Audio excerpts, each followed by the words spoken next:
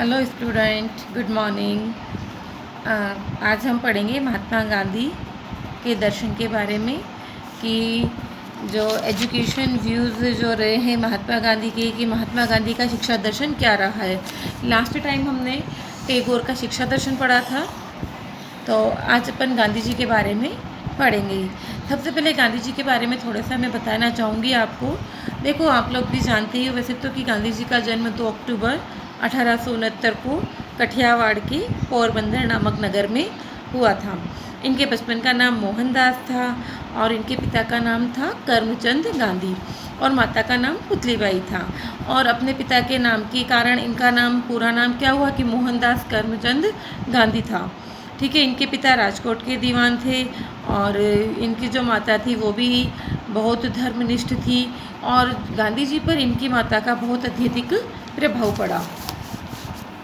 और जो गांधी जी की प्रारंभिक शिक्षा थी, देखो, वो राजकोट में हुई थी और 13 वर्ष की आयु में ही इनका विवाह कस्तूरबा के साथ में हो गया था।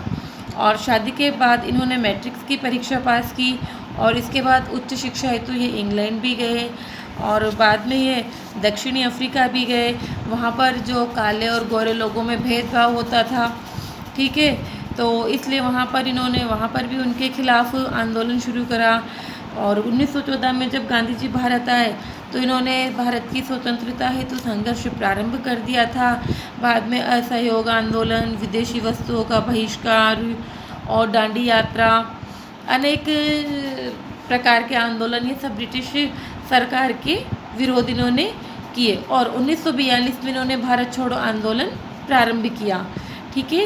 इसके पश्चात 15 अगस्त 1947 को हमारा देश आज़ाद हुआ और उसी के 6 महीने पश्चात ही 30 जनवरी 1948 को नाथूराम गोडसे ने इनकी गोली मार करके हत्या कर दी। ठीक है। तो ये तो था एक सामान्य सा महात्मा गांधी का परिचय। अब अपन आते हैं महात्मा गांधी का जीवन दर्शन। ठीक है। महात्मा गांधी का जीवन दर्शन क्या है, तो देखिए इनके जीवन दर्शन के बारे में कि जो महात्मा गांधी का, देखो, ईश्वर में अटूट विश्वास था। उनके जीवन का प्रमुख उद्देश्य क्या था कि ईश्वर को प्राप्त करना है। ठीक है। सत्य और अहिंसा, ये दोनों उनके ब्रह्मास्त्र थे। सत्य और अहिंसा से तो उन्होंने आज़ादी दिलाई हम लोगों को। और उनका जो पूरा जीवन था वो पूर्णतः आध्यात्मिक था। सादा जीवन, उच्च विचार। ठीक है। ये उनके जीवन का मूल मंत्र था। वो बहुत ही सीधे साधे और आध्यात्मिकता की प्रतिमूर्ति थे। ठीक है। अब जो गांधी जी का जीवन दर्शन है, देखो, इनका जो जीवन दर्शन है वो भारतीय आदर्शवाद पर आधारित था।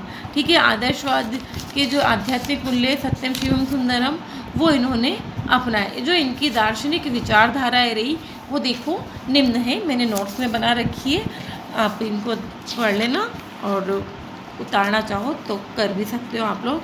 देखो, इनकी जो दार्शनिक विचारधारा रही, सबसे पहले उनमें था सत्य। ठीक है। अब गांधी जी के जीवन दर्शन का सर्वश्रेष्ठ तत्व क्या रहा? सत्य। उनके सत्य में शिवम और सुंदरम निहित है, यानी जो सत्य है वही क्या है? सुंदर है। और जो सत्य है वही शिव है और जो शिव है वही सुंदर है। उनके अनुसार सत्य और ईश्वर में कोई अंतर नहीं है। सत्य और ईश्वर दोनों एक ही है। यदि कोई व्यक्ति, जैसा पहले भी बताया था, मनसा वाचा कर्मणा, यानी मन, वचन और कर्म से सत्य का प्रयोग करता है तो वो ईश्वर को प्राप्त कर सकता है।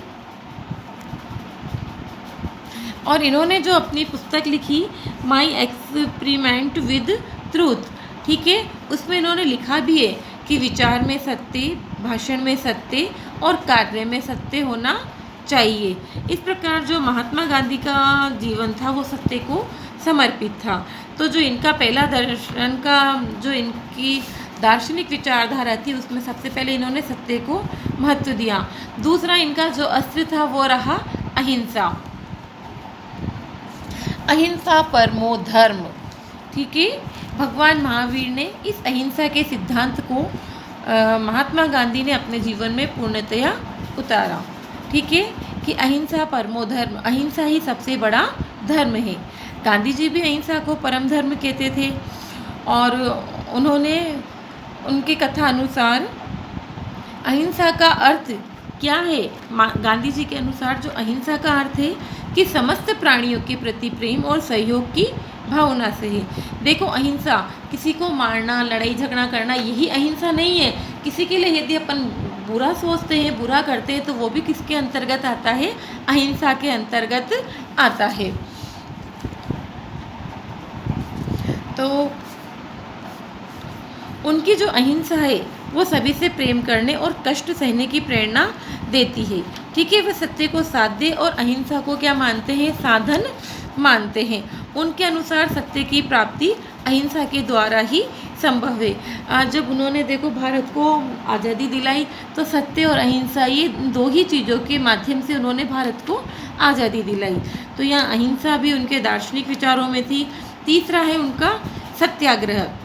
सत्याग्रह, सत्य प्लस आग्रह, यानी सत्य के लिए आग्रह, अर्थात सत्य का दृढ़ आलम्बन, मतलब सत्य का जो सत्य बात है उसके ऊपर दृढ़ रहना। ठीक है, तो महात्मा गांधी सत्याग्रह साधारणतया अहिंसात्मक आंदोलन के लिए करते थे।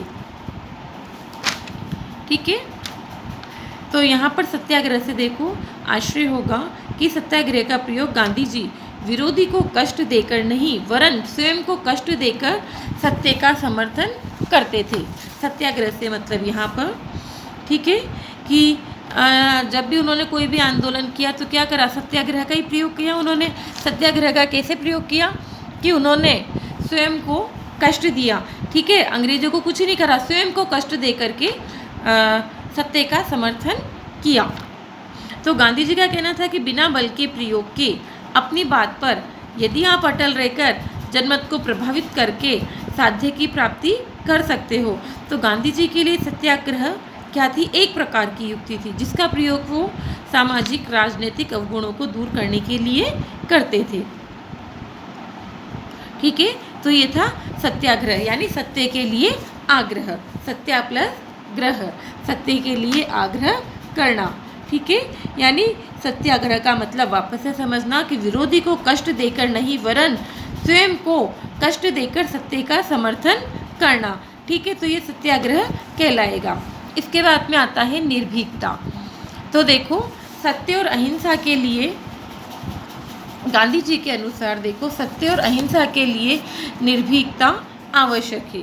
क्यों आवश्यक है? आप सत्य का भी प्रयोग कर रहे हो, अहिंसा भी का प्रयोग कर रहे हो, सत्याग्रह कर रहे हो, तो जब तक आप निर्भीक नहीं रहोगे इन सब का प्रयोग नहीं कर सकते। जो व्यक्ति निडर और निर्भीक नहीं है, अर्थात जो व्यक्ति कायर है, डरपोक है, वह सत्य और अहिंसा के सिद्धांतों का पालन नहीं कर सकता है। देखो, ठीक है, क्योंकि सत्य का पालन कब करेगा? जब व्यक्ति निर्भीक होगा, यानी उसको कोई डर नहीं होगा। यदि डर गया, वो कायर है, डरपोक है, डर जाएगा धमकाने से, करने से, तो फिर वो सत्य का प्रयोग नहीं कर सकता। तो इसलिए उसको निर्भीक होना भी आवश्यक है। अतः सत्य और अहिंसा के उपासक के लिए निर्भीकता परम आवश्यक है। व्यक्ति को समस्त प्रकार के भय से मुक्त और निडर होना चाहिए। पांचवा उनका आता है, देखो, अपरिग्रह। जैसा कि पहले भी समझाया था, अपरिग्रह का मतलब आप लोगों को क्या होता है? अभी तो अब यहाँ आप बता नहीं पाओगे। चलिए, अपरिग्रह यानी चीज़ों को ज़्यादा संग्रहित न करना। तो अपरिग्रह यानी त्यागना। तो महात्मा गांधी त्याग और अपरिग्रह की मूर्ति थे। उन्होंने त्याग और अपरिग्रह पर अत्यधिक बल दिया था।